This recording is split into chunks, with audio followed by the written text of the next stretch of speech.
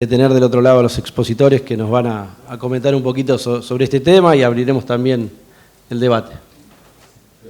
Antes que nada, buenos días. Quiero agradecerles muchísimo la oportunidad de estar aquí en el Congreso con los distinguidos amigos y colegas de Buenos Aires, de Argentina y seguramente de Latinoamérica. Quiero además darle la bienvenida al profesor Roberto Guillermo. ¿Ustedes tienen cámara, perdón? No. Sí, nosotros los vemos a ustedes, están en pantalla gigante. Bueno, me alegro. Quiero darle la bienvenida entonces, aquí seguramente lo estarán viendo, al profesor Roberto Guillermo. Él es el titular de la cuarta cátedra, profesor titular de la cuarta cátedra de Medicina Interna, y jefe del hospital, y también director del Departamento de Medicina de la Facultad de Medicina. Nosotros hace algunos años hemos creado esta unidad, que con orgullo voy siguiendo, digamos, unos lineamientos que tenemos en la cátedra, con proyectos de investigación y demás, pero bueno, quería pasar la palabra al profesor Guillermo para que lo salude. Buen día a todos y muchas gracias por la oportunidad que nos dan de poder interactuar en este tema tan interesante, no solamente para el placer, sino para la salud, que es justamente el vino. Así que buen día a todos ustedes. Bueno, buen día, doctor, muchas gracias. Bueno, y esperamos escucharlo a ambos y después que también aquí participarán con algunas preguntas e interactuaremos para sacar conclusiones, ¿no? Muy bien. En principio, yo había, en esta muy buena idea del foro, que se ha creado el foro virtual 3 meses antes de este evento de hoy, había disparado una pregunta para que, bueno, me contestaran o abriéramos un debate acerca de cuál es la opinión. Hay 2 bibliotecas en el consumo de vino y alcohol en general, y la biblioteca que está a favor y la que está en contra. Me gustaría saber la opinión de las personas que están allí participando en la mesa y saber cómo ustedes piensan que esto se debería tratar. Bueno, empezamos acá. Doctor González Toledo, ¿a favor, en contra? A favor del vino, sí. Creo que en cantidades moderadas se puede tomar, y es una bebida que existe desde los egipcios. Ya comercializaban, se encontró en tumbas prehistóricas con elementos de vino, así que yo estoy, sí, a favor. Bueno, pasamos acá a doctora Vega Andrea. ¿Qué tal? Buenos días. Yo, con respecto a mi experiencia intraconsultorio y con los pacientes, la verdad que no he tenido experiencias contundentes del efecto beneficioso. Tengamos en cuenta que siempre se dice dosis moderadas y uno trata de, por lo menos, que se reparta en la comida del mediodía, la cena. No lo cumplen a rajatabla los pacientes y literalmente yo en particular no he tenido efectos beneficiosos reales, ¿no? Más bien en medidas generales, en ciertas patologías, o sea, medidas de disminuir la ingesta de sal, ejercicio, otras cosas. Pero el vino en general no, en mi experiencia, ¿no? Gracias. ¿Usted estaría a favor entonces o en contra de la recomendación? Ni a favor ni en contra, porque no tengo experiencias del efecto beneficioso. O sea, es como algo que se puso en auge, la ingesta, para prevenir efectos, no sé, arterioscleróticos, oxidantes como el resveratrol, que está tan en auge, pero no tengo fehacientemente una estadística que me diga sobrepasa lo beneficioso. O sea, extrapolándolo estadísticamente en los pacientes. Bien, seguimos acá con el doctor Cabaza. Perfecto, doctor Cabaza. Bueno. ¿Usted está a favor o en contra, doctor? Yo estoy en contra. En contra. Porque hay que manejarse en materia de los alcoholes con educación. Y hay gente que no tiene manejo de la educación hoy. Y he visto jóvenes con alcoholes nuevos. No es el vino solamente, hay cosas más. Hoy yo con hijos ya profesionales, 3 grandes, con nietos grandes, veo que pasan muchas cosas que antes no pasaban, porque hoy la familia de antes no es la familia de hoy. Y hoy los hijos toman caminos distintos a los que tomamos nosotros. Y toman los alcoholes que no es vino, son alcoholes muy fuertes y vienen mal. Yo tengo experiencias muy duras de jóvenes, de nietos míos, una que tiene 21 o 22 años, está por terminar abogacía, que con amigas vienen muy mal a la casa, al domicilio. Entonces, mi experiencia es con educación, con familia se puede manejar, pero es difícil manejar hoy a la juventud con materia de los alcoholes. Entonces, yo vengo de una familia, mi padre vino de Italia a los 14 años y en la mesa no se podía sentar nadie que tome alcohol, porque el padre hacía vinos en Milán y entonces me da la impresión de que había problema con el padre con el vino también, ¿no? O sea, tengo una historia de vida con respecto a esto. Yo les agradezco que me den permiso para esta palabra que pueda ayudar a alguien.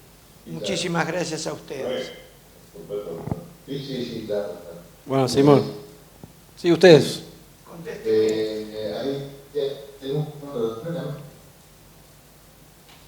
A ver, tuvimos un problema. Si puede repetir porque lo escuchamos mal. No, ¿hay alguna otra opinión que podamos ver? Sí, acá el doctor Carlos Bruno. Un gusto. Buen día, doctor. Buen día, ¿cómo les va?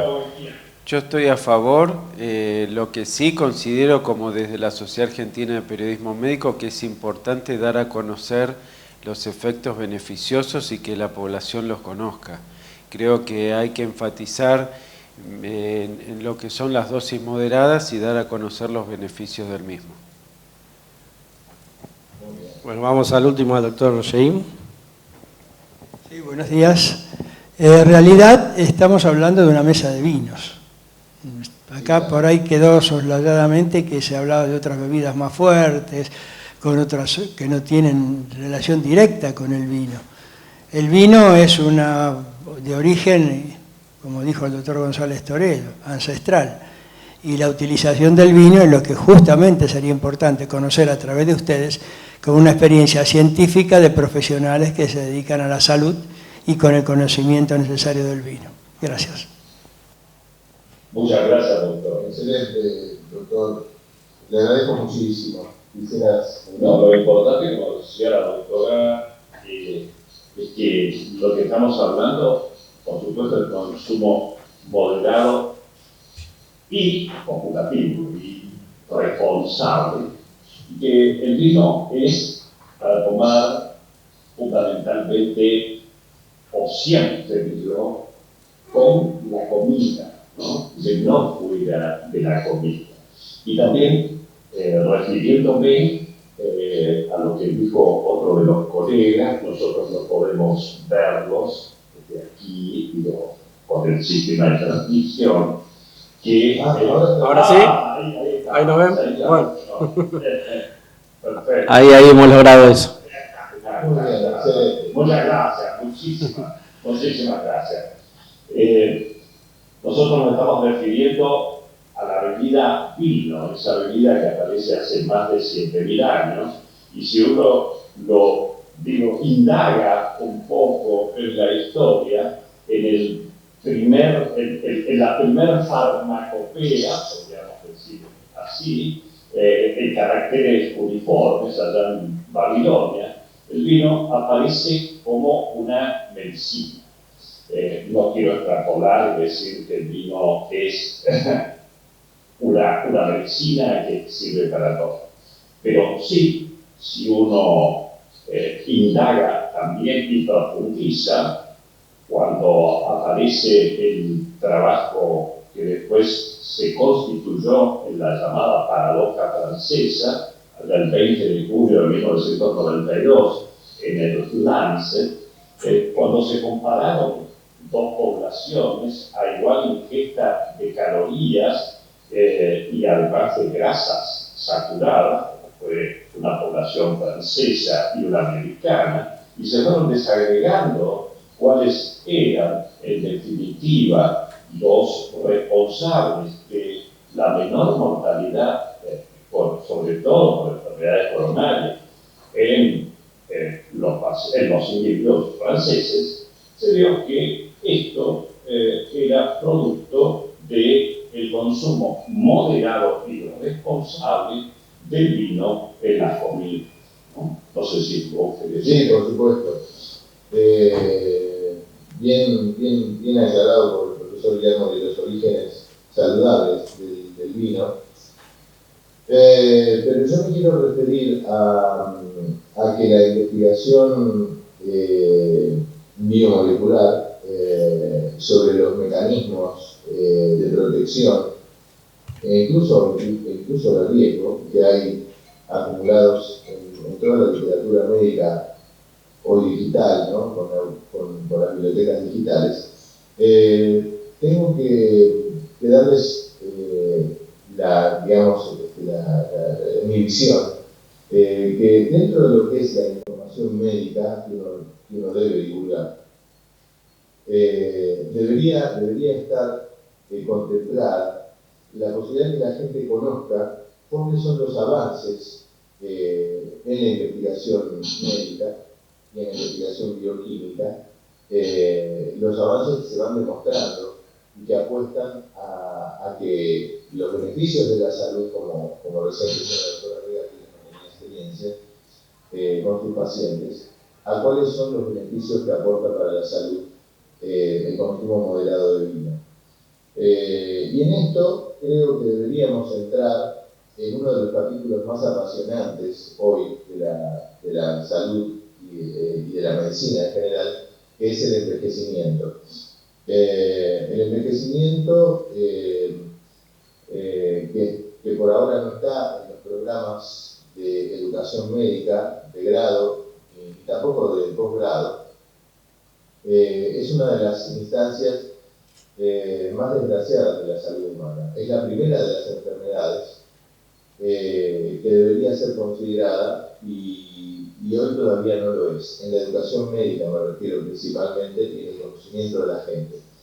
Estamos en una altura de la cultura popular en donde se asume que el envejecimiento es algo absolutamente natural, irreversible y en una única dirección que va hacia el deterioro de la salud y obviamente la muerte. Y eso hoy está en revisión y se sabe que no es así. No hay nada que no pueda revertirse. Antes se decía que lo único que no tiene solución es la muerte. Hoy creo que estamos a las puertas de poder también resolver el problema del envejecimiento e incluso de la longevidad muy extendida en la expectativa de vida.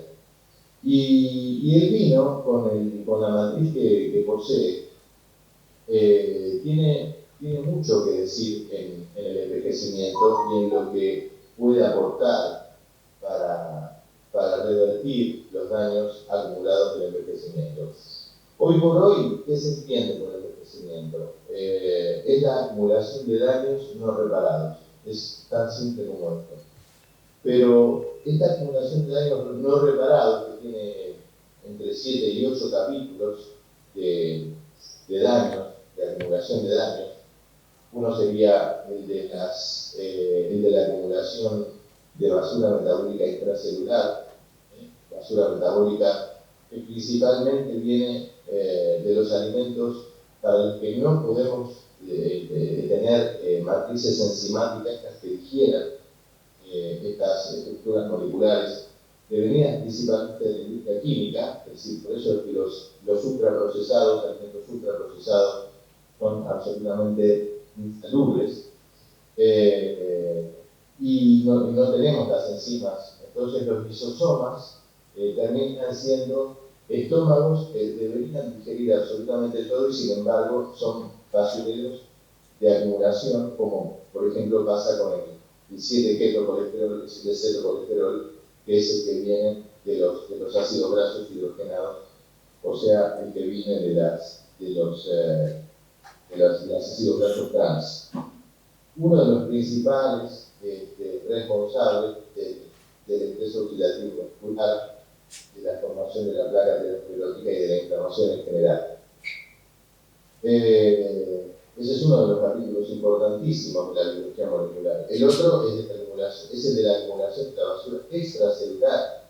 En esto de la basura extracelular, problemas, enfermedades neurodegenerativas, la acumulación de la placa beta-amiloide, el espacio extracelular de la matriz encefálica, va desarmando las estructuras sinápticas de las neuronas y esto va con las enfermedades neurodegenerativas. Las exmutaciones nucleares son todos los capítulos enormes que va acumulando por el envejecimiento y no se puede resolver.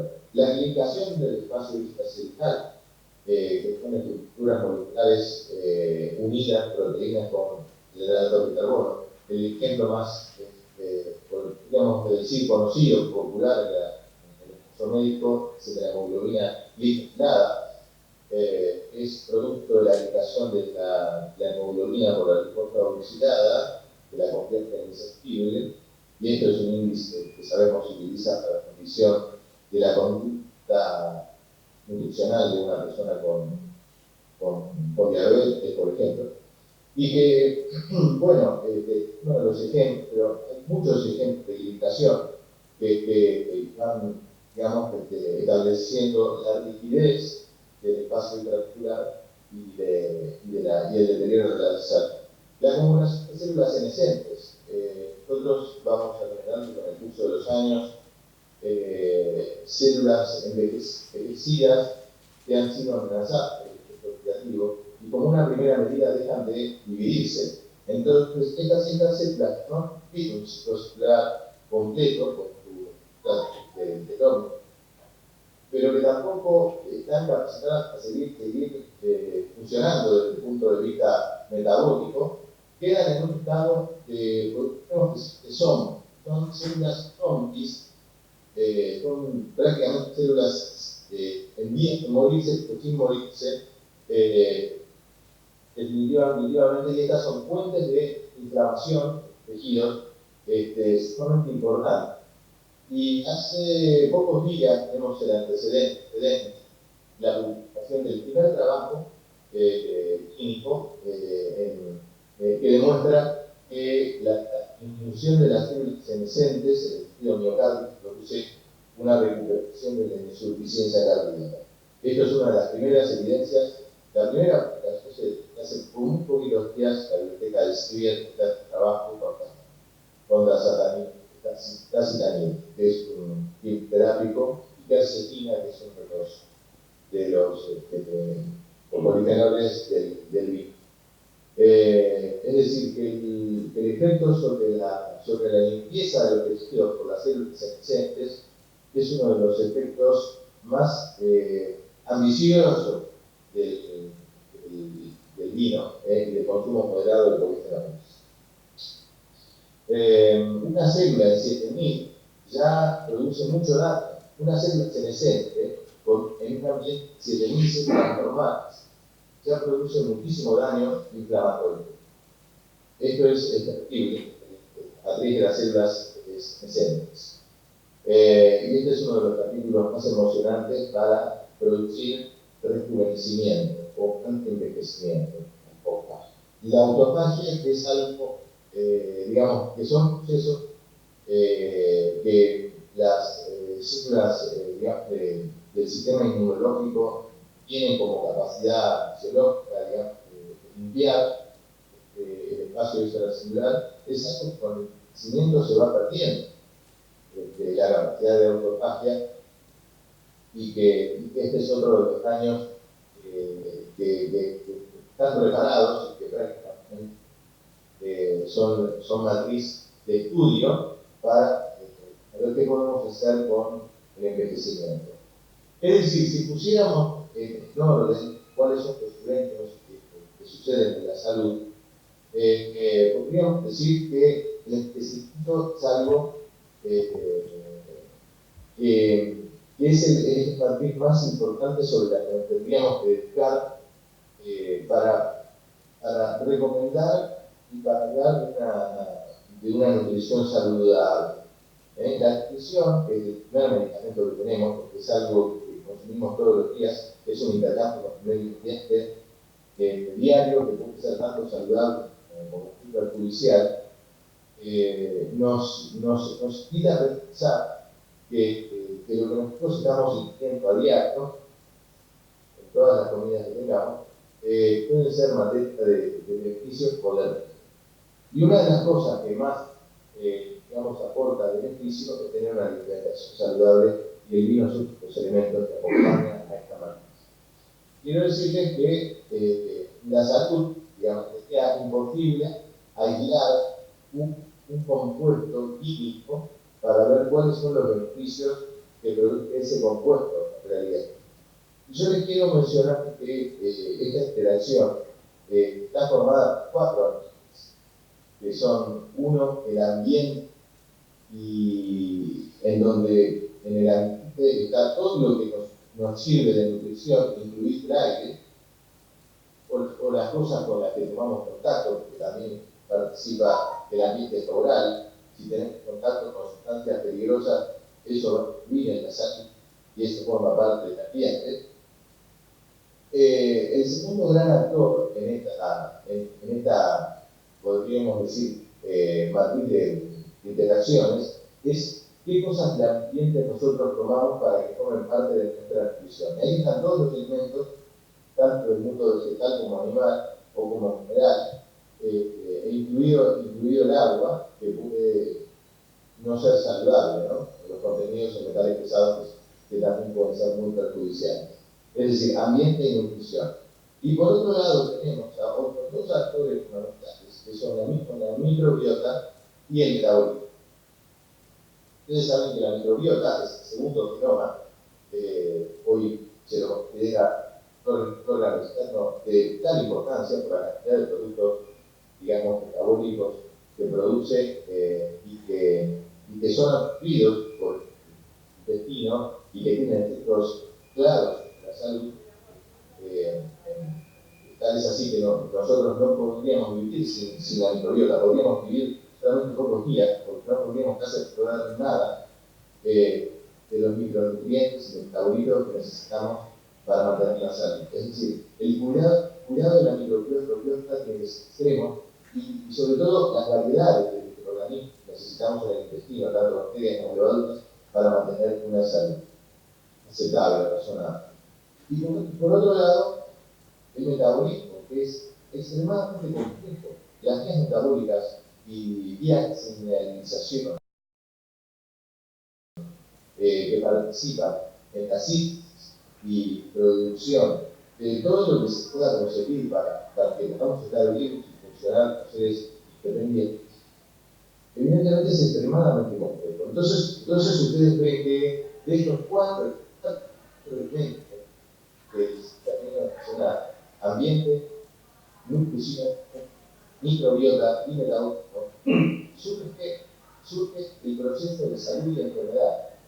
Estas características que termina dando el proceso de salud y enfermedad. O sea que sería muy ambicioso poder aislar, es decir, que estamos produciendo un beneficio para la salud de un componente en forma aislada. Ustedes saben que hay una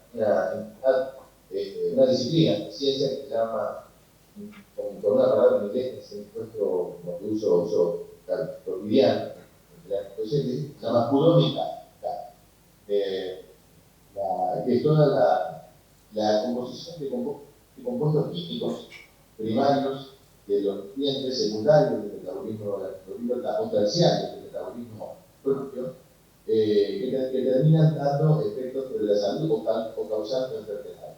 La judómica, o la traducida al español, sería la alimentómica, es lo mismo, es esto. Nosotros con el resveratrol y el vino, por ejemplo, tiene aproximadamente 1000 compuestos químicos, y el resveratrol es uno de los 1000 compuestos químicos. Probablemente sea el más importante en la matriz del vino, sobre todo por sus efectos beneficiosos, obviamente, pero en la judómica se entiende que tenemos 25.000 compuestos químicos. 25.000 compuestos químicos son los que participan diario en el proceso de salud y enfermedad. Y el resveratrol es uno. Entonces sería muy ambicioso pensar que estamos el beneficio o del alcohol o del resveratrol. Porque hay que tener en cuenta la matriz en la de consumo de cada uno de estos dos compuestos, tanto del alcohol como del resveratrol o del resto, del alcohol. No les ha ido con 1000 compuestos, la matriz y sobre todo la interacción de la que estamos hablando recién. Entonces, hay que tener, me parece, una mirada un poco más profunda a partir de nuestra participación, la cátedra como digamos, representantes de Argentina en la Organización Mundial de la Salud. Nosotros participamos como expertos en la Comisión de Salud de la OIB, que es un organismo internacional intergubernamental, Consejo de París. Nosotros estamos ahí en la cuarta cátedra participando activamente todos los años en los foros de expertos, junto con otros colegas bioquímicos y médicos de todo el mundo, sobre todo son países productores, la gran mayoría, y discutimos estos temas. Entonces, no nos creemos, por supuesto, el premio de la verdad, pero sí me parece que hoy hay que ayornarnos con el mensaje a la gente, sobre todo, quizás divulgar los avances de ciencia, que son muchos. El vino tiene más de 10.000 estudios de investigación, son muchísimos, y por eso es que nosotros con el profesor Guillermo hemos creado una suerte de evento científico, y por eso estamos haciendo en Uruguay, que es paradoja francesa. En este año lo estamos haciendo en Uruguay, el año pasado en octubre hicimos en la Universidad King College de Londres, y el primer año en donde como mencionaba el profesor Guillermo, se publicó la paradoja francesa en el 2017, que cumplió 25 años de esa aplicación.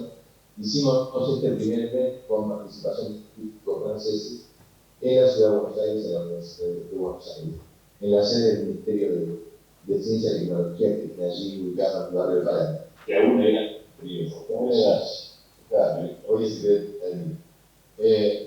entonces, nosotros estamos muy comprometidos con el mensaje de divulgación acerca de los beneficios y de los riesgos. No tenemos el sesgo absolutamente del beneficio. Queremos divulgar mensajes equilibrados que sean, sí, obviamente, claros para mí, no así para el resto de los alcoholes, que tienen la meta sensacional, hechos desgraciados, familiares,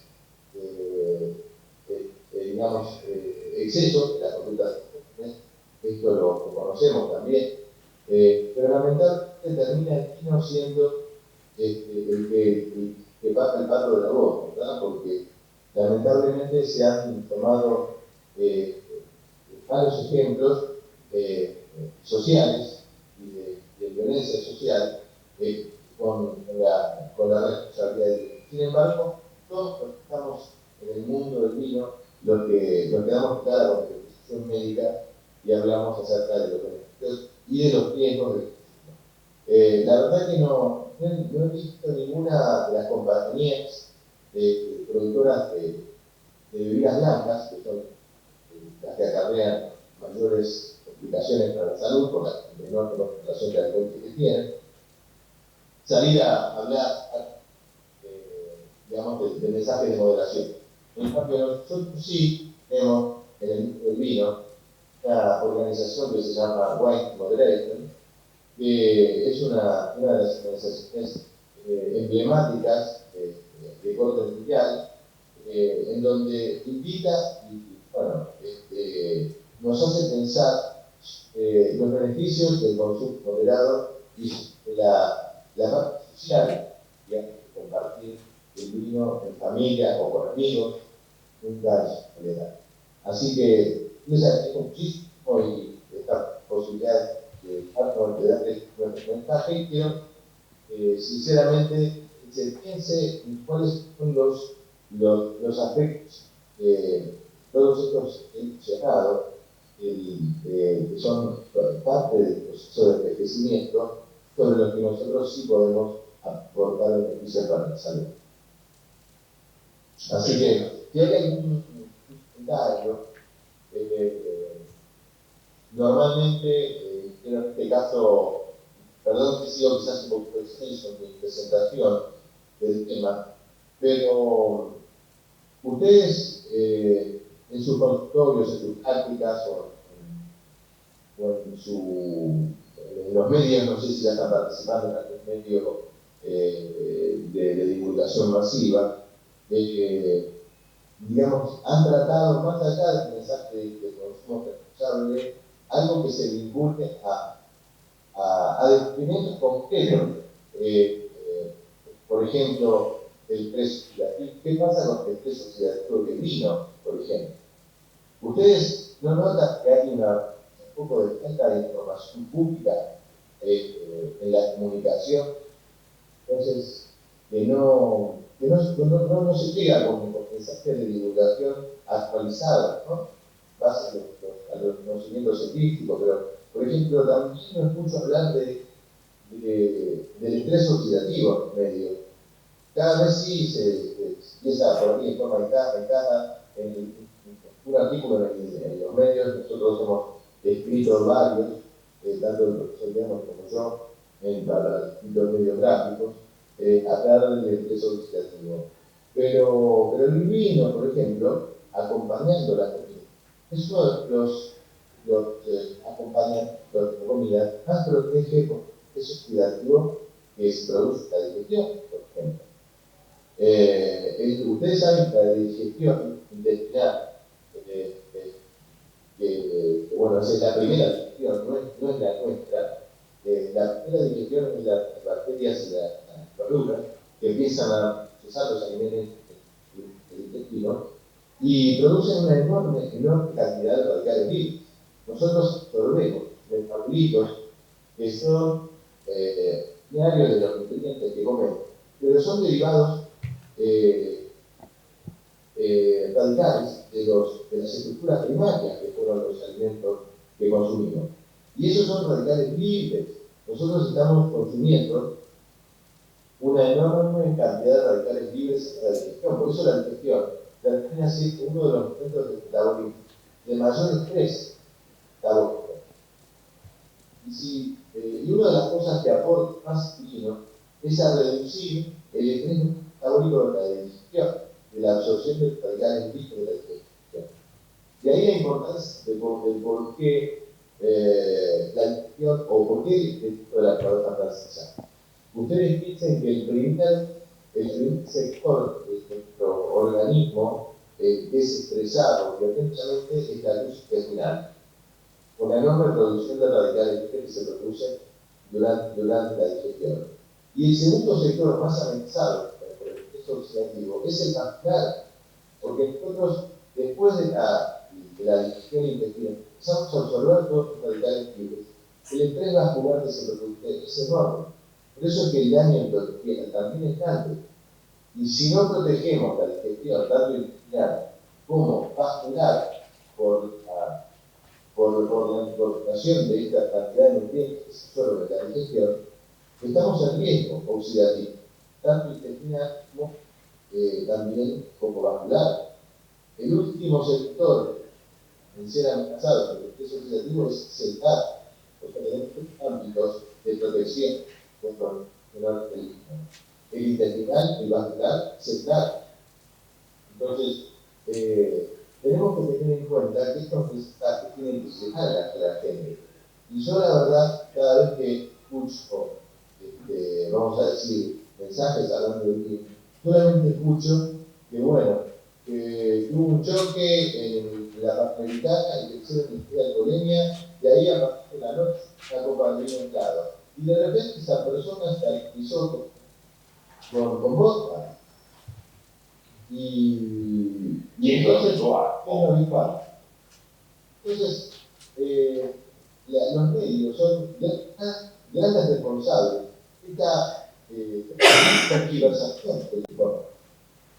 Entonces, yo no sé si por qué motivo pasa esto, pero los periodistas en general, en vez de poner una botella de vodka o un vaso de vodka o una de las mezclas que hoy se hacen, digamos que toman principalmente los jóvenes, que son los que tienen normalmente también mayores excesos, siempre se pone la copa de vino. Entonces yo digo, ¿cuál es la responsabilidad nuestra y la de los medios? Para mí es enorme. Muchas veces he tenido diferencias con periodistas, no por ejemplo periodistas médicos, periodistas editoriales, los medios gráficos, que terminan tergiversando la información y uno después no tiene interés de reeditar lo que se publicó mal. El mal ya se hizo. Ese es uno de los daños que tenemos que revisar en la comunicación. ¿Por qué se le hace daño a una bebida tan noble? Bien. ¿No? Normalmente las personas que solemos tener consumo regular, moderado de vino, no somos de excesos.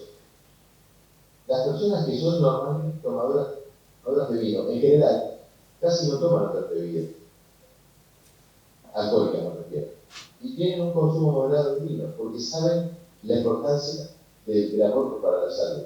La moderación no es de las personas que no toman vino.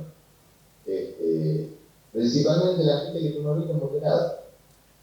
Entonces, por eso yo a veces niego un poco de los medios en el sentido de que no tenemos las decisiones de la comunicación muchas veces y de las desinformaciones que se producen en los medios de comunicación, porque me ha tocado querer reclamarle, por ejemplo, el Infobae o algún otro medio que se comunicó mal en contra del vino. Después resulta que, como dicen, no, ya no se puede. Entonces, nosotros tenemos un poder de fuego limitado para un mensaje saludable, me parece. Yo es la primera limitación que veo en nuestro caso. Nosotros nos consultan mucho medios en esto, pero a veces se cometen errores graves que terminan produciendo mucho daño a un producto tan noble y saludable. Y bueno, hablé demasiado. Está bien. Bueno, ¿alguna pregunta acá? Pasó el doctor. Para empezar, una cosa muy grande que dijo que la vejez, el envejecimiento es una enfermedad. Yo como imagenólogo veo ese informe de resonancia magnética que dice atrofia de acuerdo a la edad. Y es una cosa que se ve siempre ese informe, y la atrofia no es de acuerdo a la atrofia es una enfermedad, entonces no es de acuerdo a la edad, es una cosa común para la edad, pero no es una cosa que, diríamos, es propia de la edad. Y eso he tenido que ser perito en juicios donde quieren sacar a una persona que está en una empresa, dirigiendo una empresa y está atrófico, y resulta que el informe dice, ellos presentan una tomografía, una resonancia, y dice, acá dice que es de acuerdo a la edad. Entonces no es anormal. Esa es una. Y la otra que yo estoy en un centro de trauma en Estados Unidos la mayor parte de los accidentes se deben a droga en los chicos. No tanto al vino, no toman vino, toman droga. Y ahora están fumando esos e-cigarettes, ¿no? Que le ponen marihuana. Entonces yo veo como ahora, por ejemplo, la marihuana está autorizada en California, ¿no es cierto? Como una gran cosa. La marihuana de uso médico, que le sacan el tetrahidrocarbinol, ¿no? Pero también la autorizan para uso recreacional, o sea que están autorizando la marihuana que hace daño, diríamos. Yo creo que un tipo, además, en cuanto al delito, una persona que está borracha, diríamos, en sentido, ¿no es cierto?, no va a ir a cometer un delito, no va a ir a asaltar un banco porque no lo puede hacer, pero sí una persona que está drogada, porque le saca toda clase de inhibición, pierde la noción de la noción de mantenimiento de la vida, ¿no es cierto? No le importa ni su vida ni la de los demás, por eso es tan peligroso, son tan peligrosos. O sea que yo no creo que hoy en día el vino sea un gran problema, pero sí las drogas. Y la otra cosa, el envejecimiento.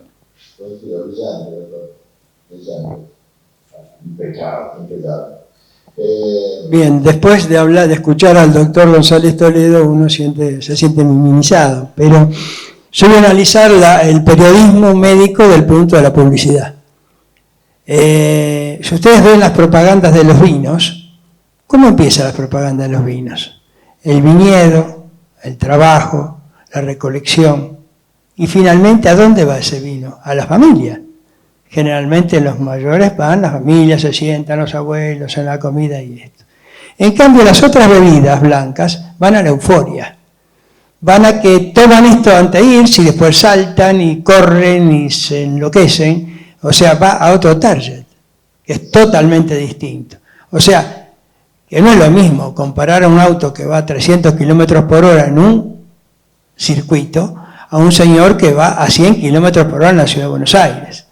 O sea que esto es importante porque en el nacimiento del vino se da como un concepto de familia o de familia general de hace muchos años que vierten sus conocimientos a través de eso, y si uno ha visitado alguna vez alguna bodega, se van a encontrar con otro tipo de misiones y funciones y colocaciones a lo que uno hace cuando va a Inglaterra y le muestran una bodega de whisky.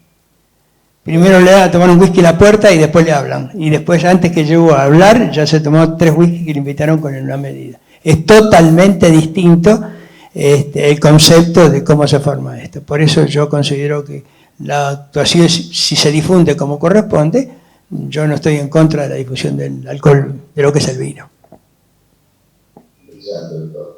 Bien, ¿quieren agregar algo ustedes? ¿No? Bueno, acá va una pregunta más. A ver, esperen. ¿Sí? Muy buenos. Muy buenos días, soy Ana María Forte, periodista científica, recibida acá en la SAPEM. Hace 30 años que me dedico a la salud a través de la radio y la TV. Pasé en estos últimos 30 años, digamos que todos los periodos, y antes también, porque de pequeña, no vengo de familias alcohólicas, pero nos daban para tomar a partir de los 12 años el vasito de agua con una gotita de color, ¿no es cierto? Que ahora se suplantó con un gran vaso de una bebida oscura, sí que es nociva. Entonces, ya lo decía René Favaloro, medio vaso de vino, ¿no es cierto?, de mediodía y noche, es saludable. Ahora bien, también se perdió esta cultura, porque ya el mediodía no existe, porque los chicos prácticamente se crían en un jardín de infantes y en una escuela, y la familia ya no se reúne al mediodía, y queda en algunas familias desde la noche. Pero el vino bien dosificado es bueno para la salud. Excelente. El doctor Pastor, si quería agregar algo. Sí, yo me gustaría agregar algo relacionado a un comentario que había hecho la doctora Vega, no sé si ella está todavía en la mesa. Sí, sí. Correcto. Acerca de que no tenemos evidencia de los beneficios para la salud en la consulta periódica del paciente. Si ustedes habrán advertido la complejidad de la matriz de la que forma parte el vino y los compuestos en su fórmula, en su matriz propia, es muy complejo de analizar en forma aislada cuáles podrían ser los beneficios para la salud de un elemento aislado.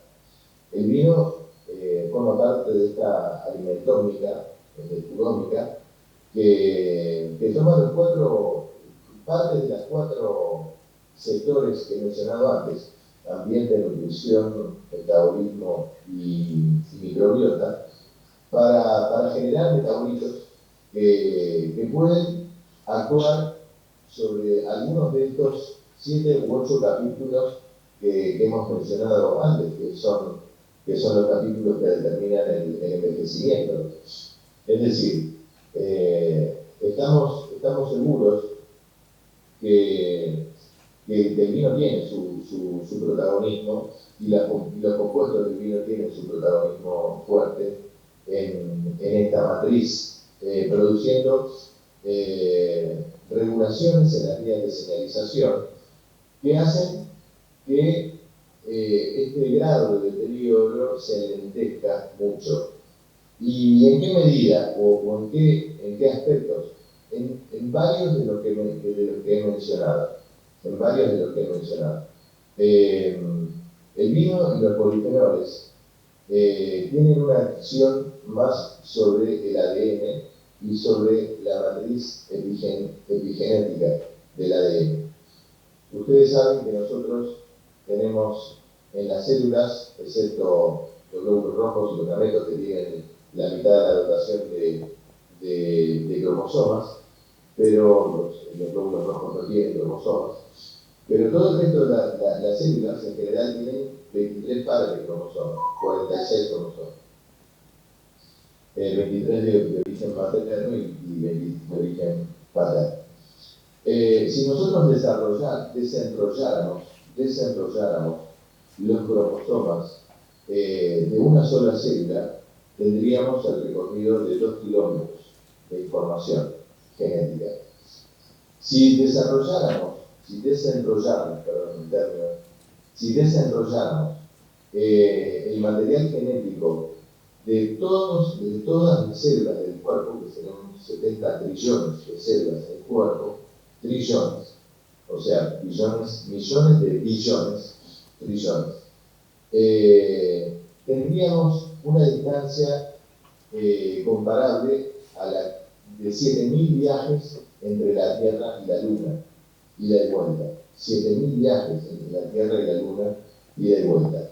No hay estructura más perfecta de almacenamiento de la información que el ADN. Las estructuras genéticas más antiguas, conocidas, que pueden leerse y pueden volver a lograr, digamos, su secuencia de ADN, datan de especies vegetales de 400.000 años, o de mamuts. Ustedes probablemente hayan tenido la información que hace no tanto tiempo se descubrió un mamut enterrado en un glaciar en el Polo Norte. Y la estructura genética de ese animal databa de hace 400.000 años. Entonces, la acumulación de información que tiene el ADN de la evolución, en realidad, nosotros la tenemos en cada una de las células que forman parte de nuestro cuerpo. Como segunda grado de información, ustedes imaginan que esa enorme cantidad de información del ADN no está toda presente en todas las células, una pequeñísima parte de la información, pero muy pequeña parte de la información de cada célula se tiene que expresar para que esa célula funcione en su órgano, para que fue diferenciada, sea neurona, sea músculo o sea un hepatocito. Una pequeñísima parte de la información tiene que leerse de esa enorme cantidad de información del ADN para que esa célula funcione. El estrés oxidativo que se va produciendo en la célula también produce una alteración en la epigenética. ¿Qué es la epigenética? Ustedes me preguntarán, ¿no? La epigenética, yo diría que es la entidad de expresión genética. Nosotros tenemos la enorme cantidad, la mayor parte de la información del ADN está silenciada, ¿no? Y está silenciada ¿cómo? Por la epigenética. Hay sistemas de silenciamiento de la información en el ADN que hacen que la gran mayoría de la información no se tenga que ver para una célula determinada. Y esta epigenética es la que se altera principalmente durante los procesos del estrés oxidativo que llega al núcleo. Las marcaciones genéticas se empiezan a alterar y la lectura de las expresiones genéticas también se empieza a alterar. Entonces, de repente, ustedes en la evolución de la salud, cuando se produce el envejecimiento, ustedes van a tener una neurona, por ejemplo, que empieza a tener desregulación de la información o expresión genética de repente para un hepatocito o una célula epidérmica. Entonces, ¿se imaginan el enloquecimiento metabólico que se produce en una célula, en una neurona para la que fue diferenciada y que empieza a desregularse información de un hepatocito? Esa célula entra en un enloquecimiento metabólico y pasa a ser una célula senescente. Se producen mecanismos de autolimitación de su vida y esa célula deja de funcionar directamente porque no puede funcionar con un doble comando de neurona y de hepatocito. Esa es la alteración epigenética, en principio, que se produce durante el estrés oxidativo evolutivo en una célula, que termina dando un daño enorme al órgano, a la víscera, y que termina dando células senescentes. Uno de los capítulos más importantes del tratamiento del envejecimiento es la limpieza de las células senescentes de los tejidos, de todos los órganos. Y ya les digo, con este producto de la Azathioprine, hace muy pocos días, se probó por primera vez la reducción muy significativa de células senescentes con reducido del antienvejecimiento. Entonces, como respuesta a la apertura griega, yo diría que los efectos sobre la salud se ven a muy largo plazo. Es muy difícil medir los beneficios de un producto aislado, pero sí podemos adivinar que una matriz de comportamientos sociales y nutricionales son los que dan una longevidad saludable. También es una matriz de comportamientos nutricionales, de comportamientos sociales. Refiero comportamientos sociales porque también incluye mucho en salud. Tener amistades, tener una mascota, hacer ejercicio, mantenerse con un peso adecuado, no fumar, descansar bien, mantener una vida activa, exigirse intelectualmente para producir una neurogénesis muy activa en el desarrollo de este foco, en el hipotálamo, que es el foco principalmente del desarrollo de nuevas células neuronales. Piensen ustedes 700 neuronas nuevas todos los días. Nosotros podemos producir, digamos, un estímulo a la neurogénesis positiva.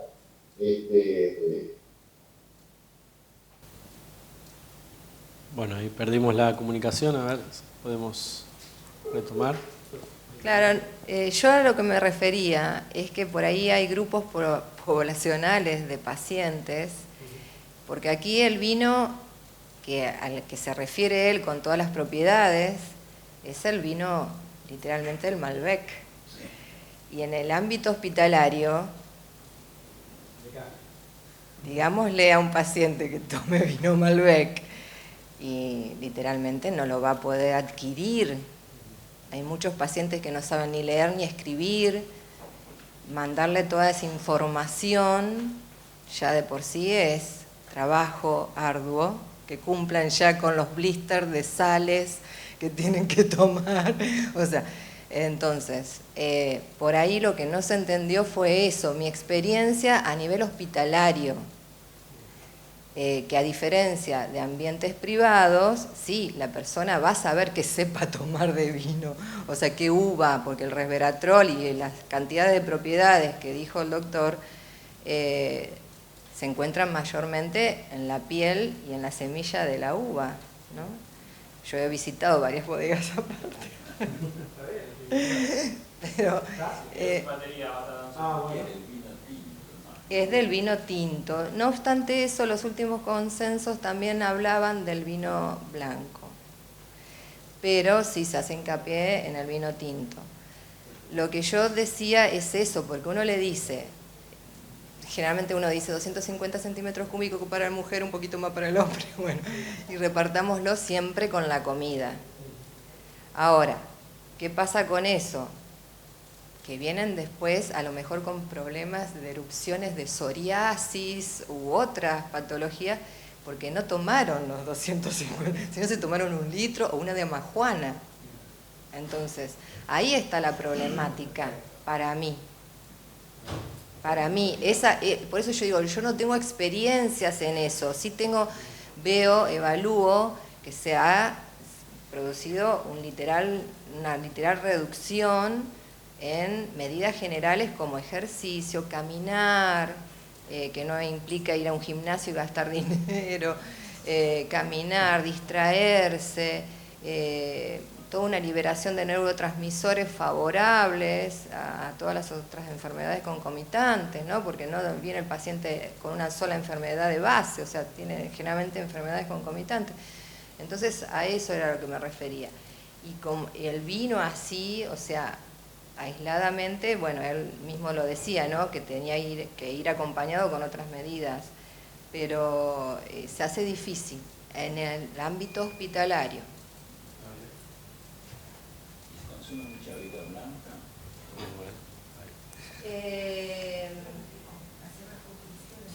Sí, yo. Pero no, por ahí vino de mala calidad, el vino de la majuana. O sea, uno le dice que administra, ¿verdad? Y vienen a la semana siguiente de un partido de fútbol y bueno, o sea, uno le pregunta, ¿y qué estoy? Y si me fui a la isla y si no, partido de fútbol, un asadito y una dama Juana. O sea, entonces uno a las pruebas me remito, ¿no? O sea... Permiso, paso así, le doy a Ana que quería preguntar algo. Sí, coincido plenamente con la doctora, ¿no es cierto? Cada uno quiere vender lo que tiene, pero siempre la figura del facultativo, como esto dirán no tiene nada que ver, pero yo tampoco estoy de acuerdo con los medicamentos de venta libre, donde cada uno hace lo que quiere, por eso digo que cada uno vende lo que quiere. Me pareció estupendo la charla para... consultarlo con un médico, ¿no es cierto? Primero, porque si la persona tiene un problema cardíaco, si la persona tiene presión arterial, no vamos a decirle que es muy bueno la ingesta de vino. Todo que pase por el profesional, porque de publicidades nos bombardean. Bien, bueno, mientras esperamos la comunicación, así vamos cerrando también.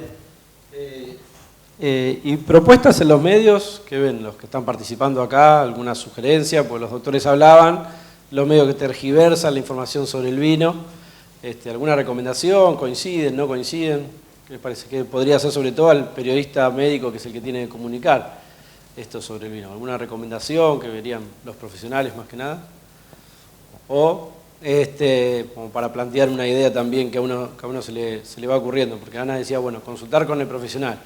Pero, sí. Estudio interesante interesante lo que comentó el señor de las publicidades, que es verdad, las bebidas blancas se asocian más a la euforia, a los boliches, ¿no? A eso, a otro grupo etario por ahí.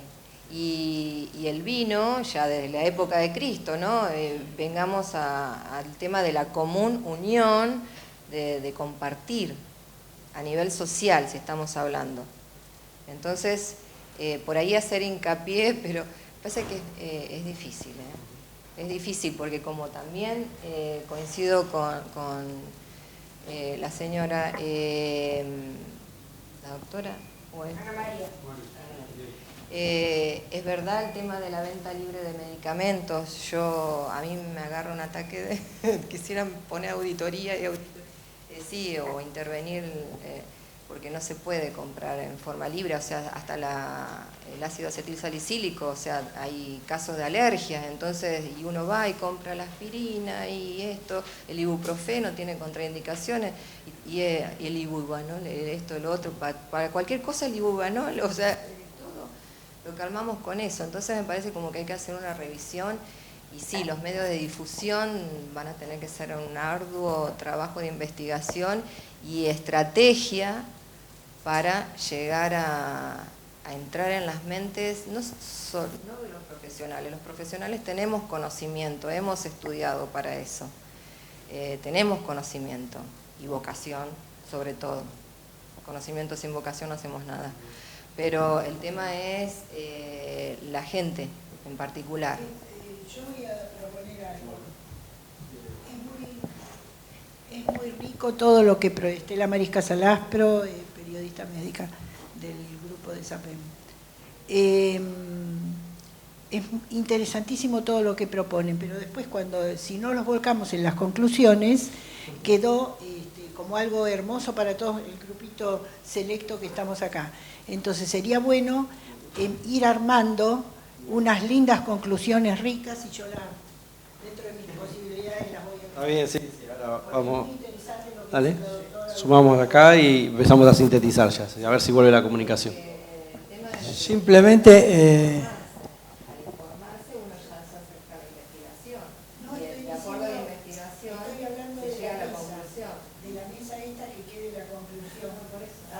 Sí. No, está bien. Lo que quería aclarar de otro punto de vista, porque yo aparte hice la carrera de abogado, y entonces en la parte legal, los laboratorios no van a tener nunca problemas, porque tiene un prospecto.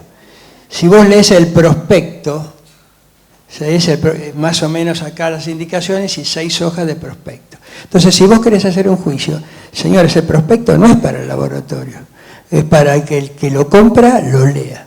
Nosotros hubo un juicio muy importante con una medicación que se retiró de todo el país y quedó en un lugar de Rosario. Y en ese lugar estaba el prospecto viejo y bueno, esa empresa perdió un juicio muy importante porque un abogado muy sutil se dio cuenta que ahí en ese nuevo, cuando quedó en Rosario, ahí no decía la contraindicación que tuvo una señora con un problema de desmielinización de los nervios. Así que las cosas hoy en día están totalmente actualizadas, organizadas y sobre todo del otro lado, entes públicos y entes privados como buena preparación legal para este tipo de problemas. Bien. Bueno, vamos haciendo por ahí algunas conclusiones, así ya las dejamos. La discusión un poco se planteaba al principio si estaban a favor o el uso, o el consumo, perdón, sería el uso el consumo del vino. Hubo menciones dispares y bueno, la doctora había surgido un poco la pregunta de a ver si habían algunos estudios que den resultados categóricos sobre usarlo o no, y bueno, ahí empezó. Exacto. Y el doctor planteó más que nada del envejecimiento, ¿no? Como enfermedad y... Exacto. Después yo lo completo, tranquilo. Doctor Pastor, ¿sí? Está el doctor Yermoli también marcando eso.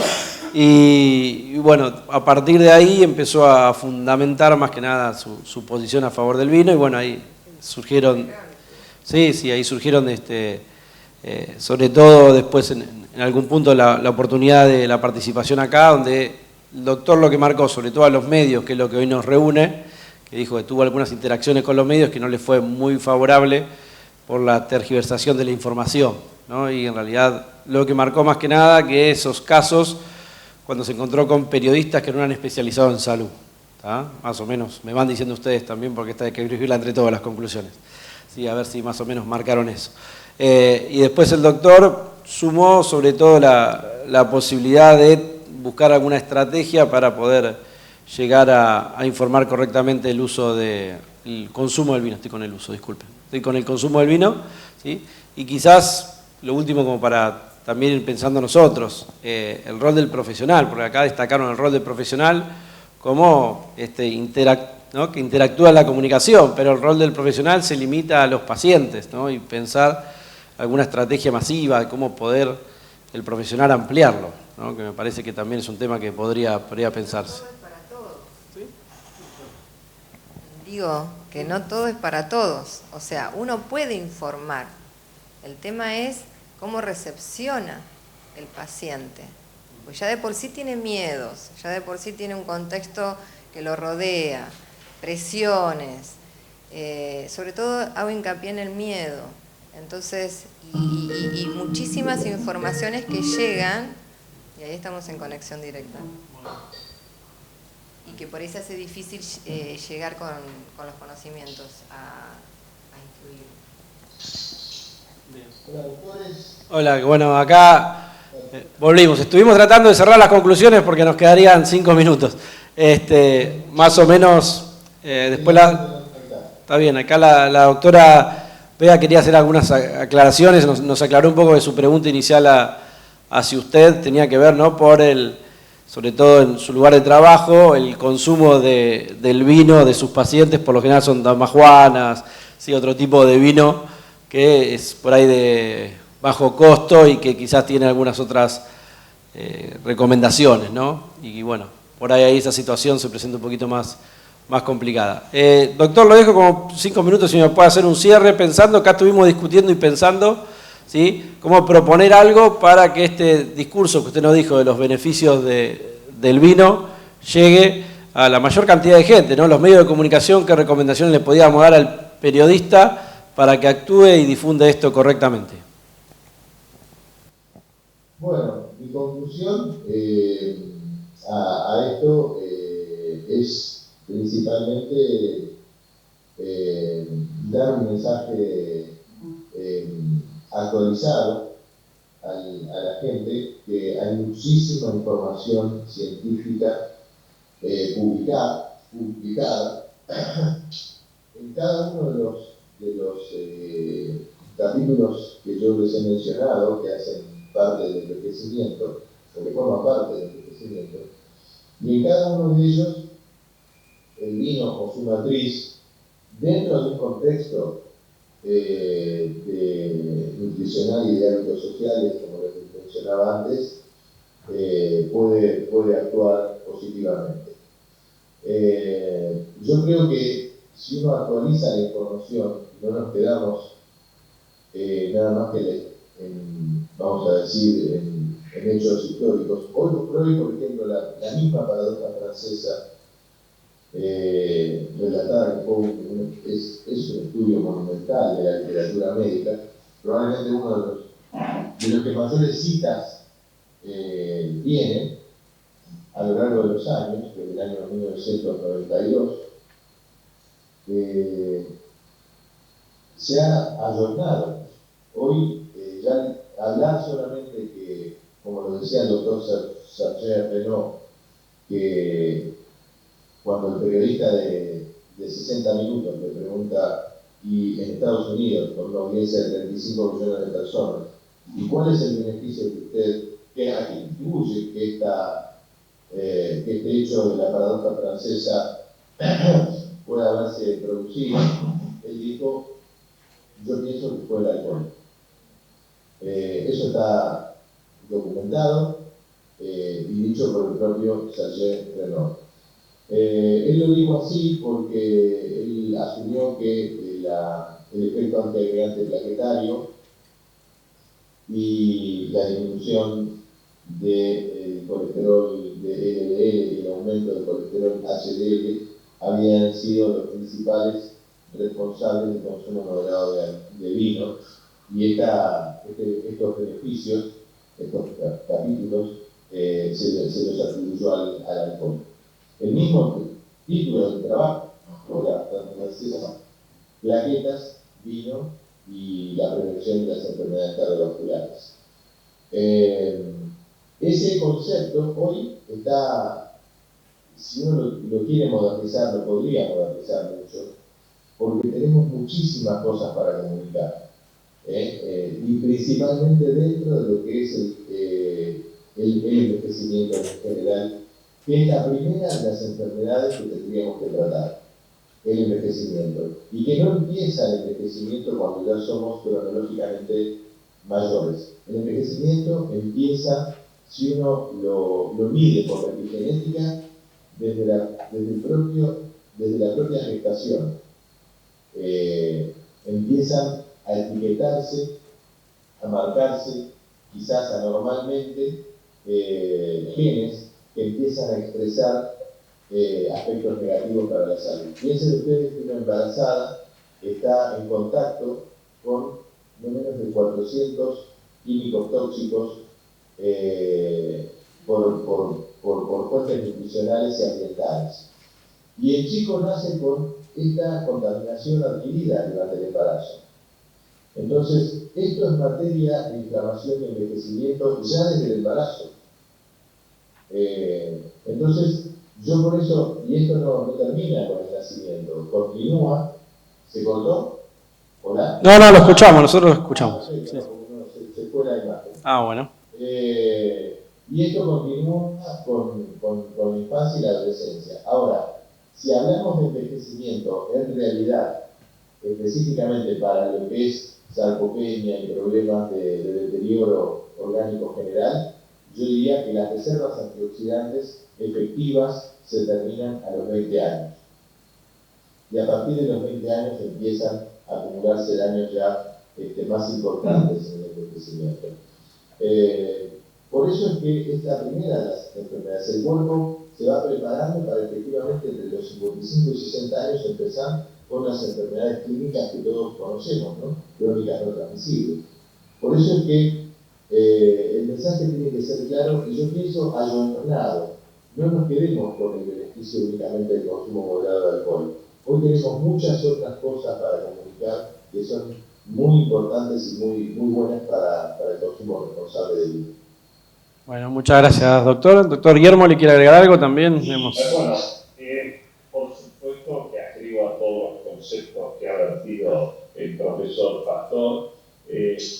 Yo lo que quiero es agradecerles por este fructífero intercambio, por el espacio que nos dan, y no puedo dejar de mencionar mi agradecimiento y un gran saludo a la distancia por la presencia allí del profesor González Toledo, verdadero pionero del diagnóstico por imagen de avanzada. No puedo olvidar, siendo yo residente del Hospital de Clínica de la Cátedra de mi maestro, profesor Burujúa, ir al hospital francés y con toda la agronomía que lo caracteriza y lo caracterizó siempre, darnos el ABC para comprender estas imágenes que para nosotros eran casi mágicas de la tomografía axial computarizada y luego de la resonancia nuclear magnética. Muchas gracias a todos ustedes.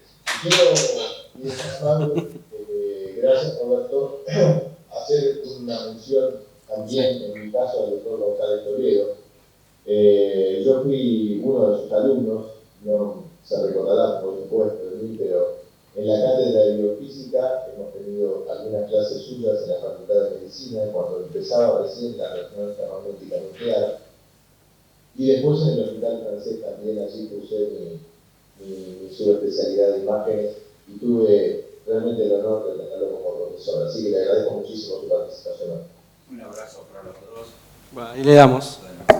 Muchísimas gracias a los dos. Muchas gracias.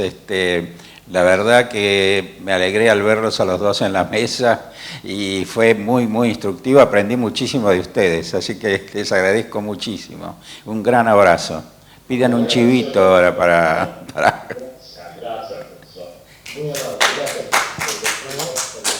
Vamos por cerrar la mesa. Muchas gracias, doctores, y nos vemos, seguimos con el Congreso.